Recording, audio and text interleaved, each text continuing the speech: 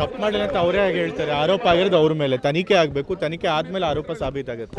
In fact ಅವ್ರು ಹೇಳಿರೋದಂತೂ ನಿಜ, 100% ನಿಜ. ಯಾಕೆಂದರೆ ನಾನೇ ಸದನದಲ್ಲಿದ್ದೆ, ಅವ್ರು ಪ್ರಾಸ್ಟಿಟ್ಯೂಟ್ ಅನ್ನೋ ಪದ ಉಪಯೋಗಿಸಿದ್ರೆ ನಾನೇ ಕಿವಿಯಾರೆ ಕೇಳಿದ್ದೀನಿ. ಅಷ್ಟಿದ್ದು ಕೂಡ ನಾಚಿಕೆ ಇಲ್ಲದೆ ಸುಳ್ಳು ಹೇಳ್ತಾ ಇದ್ದಾರೆ. ಸುಳ್ಳು ಹೇಳಿ ಒಬ್ಬ ಮಹಿಳಾ ಮಂತ್ರಿ ಮೇಲೆ ಅಂಥ ಪದ ಪ್ರಯೋಗ ಮಾಡಿ, ಜೊತೆಗೆ ಹೇಳೇ ಇಲ್ಲ ಅಂತೇಳಿ ಸುಳ್ಳು ಹೇಳಿ ದೊಡ್ಡ ತಮ್ಮನ್ನು ತಾವೇ ಗ್ಲೋರಿಫೈ ಮಾಡ್ಕೋತಿದ್ದಾರೆ. ಸೊ ಇಂಥ ನಾಚಿಕೆಗೆಟ್ಟ ಲಜ್ಜೆಗೆಟ್ಟ ರಾಜಕೀಯ ನಾನು ಯಾವತ್ತೂ ನೋಡಿಲ್ಲ.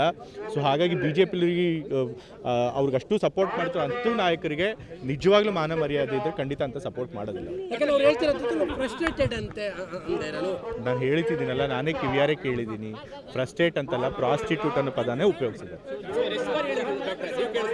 ಎಷ್ಟು ಬಾರಿ ಅಂತ ಎಣಿಸ್ಲಿಕ್ಕೆ ಹೋಗಲಿಲ್ಲ. ಯಾಕೆ ಅಂತಂತಂದರೆ ಅಲ್ಲಿ ಬೇರೆ ಗಲಾಟೆನೂ ನಡೀತಿತ್ತು. ಸೊ ನನಗಿಂತ 2 ಸೀಟ್ ಮುಂದೆ ಲಕ್ಷ್ಮೀ ಹೆಬ್ಬಾಳ್ಕರ್ ಅವ್ರು ಕೂತಿದ್ರು. ಸೊ ನಾನು ಸಹಜವಾಗಿ ಮುಂದೆ ಇರೋರನ್ನ ನೋಡಿದೆ. ಆಗ ಅವರಿಬ್ಬರು ಒಬ್ರಿಗೊಬ್ಬರು ಮಾತಿನ ಚಕಮಕಿ ನಡೀತಾ ಇತ್ತು. ಹೆಬ್ಬಾಳ್ಕರ್ ಅವರು ಅವ್ರಿಗೆ ಕೊಲೆಗಾರ ಅಂತ ಕರಿತಿದ್ರು. ಇವರು ಅವ್ರು ಪ್ರಾಸ್ಟಿಟ್ಯೂಟ್ ಅಂತ ಹೇಳಿ ಹಲವು ಬಾರಿ ಉಪಯೋಗಿಸಿದ್ರು ಆ ಪದನ. ನನಗೆ ನಂಬಕ್ಕಾಗಲ್ಲ, ಈ ರೀತಿ ಯಾರು ಸದನದಲ್ಲಿ ಉಪಯೋಗಿಸ ಸಾಧ್ಯನಾ? ಆ ರೀತಿ ಒಬ್ಬ ವಿಧಾನ ಪರಿಷತ್ ಸದಸ್ಯ, ಅದು ಒಬ್ಬ ಮಹಿಳಾ ಮಂತ್ರಿ ಮೇಲೆ ಅಂತ ಅಂದ್ಕೊಂಡು ನಾನು ನಂಬಕ್ಕಾಗಿಲ್ಲ. ಬಟ್ ಅವ್ರನ್ನೇ ಕೇಳೋಣ ಅಂತ ಅಂದ್ಬಿಟ್ಟು ಹೆಬ್ಬಾಳ್ಕರ್ ಹತ್ರ ನೋಡ್ತಿದ್ದೆ. ಅಷ್ಟರೊಳಗೆ ಅವರು ಕೂಡ ತಿರುಗಿ ಹಿಂದೆ ಬರ್ತಾ ಇದ್ರು. ನಾವಿಬ್ಬರು ಬಿ ಕೆ ಹರಿಪ್ರಸಾದ್ ಅವ್ರ ಸೀಟ್ ಹತ್ರ ಹೋದ್ವಿ. ಅವಾಗ ಅವ್ರು ಹೇಳಿದ್ರು ಹಿಂಗೆ ಹೇಳಿದ್ರು ಅಂತ. ನಾನು ಅವಾಗ ಹೌದು, ಅವ್ರು ಕನ್ಫರ್ಮ್ ಮಾಡಿದ್ಮೇಲೆ ಅವ್ರು ಹೇಳಿದ್ದು ನಿಜ, ಹೇಳ್ತಿದ್ದು ನಿಜ, ನಾನೇ ಕಿವಿಯಾರು ಕೇಳಿದೆ ಅಂತ ಹೇಳಿದೆ. ಆಮೇಲೆ ನಾವೆಲ್ಲ ಹೋಗಿ ನಮ್ಮ ಸಭಾಪತಿಗಳ ಹತ್ರ ಹೋಗಿ ಕಂಪ್ಲೇಂಟ್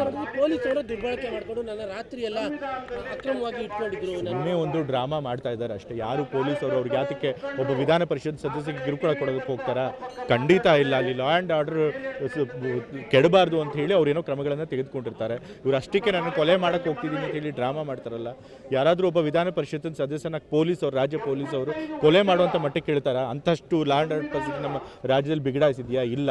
ಪೊಲೀಸರು ಕೂಡ ಅವ್ರ ಕರ್ತವ್ಯ ಏನು ಅಂತ ಗೊತ್ತಿದೆ ಅವರಿಗೆ. ಅವರು ಸರಿಯಾಗಿ ಕಾನೂನು ಪ್ರಕಾರ ಏನು ಬೇಕೋ ಅದನ್ನು ಮಾಡಿದ್ದಾರೆ.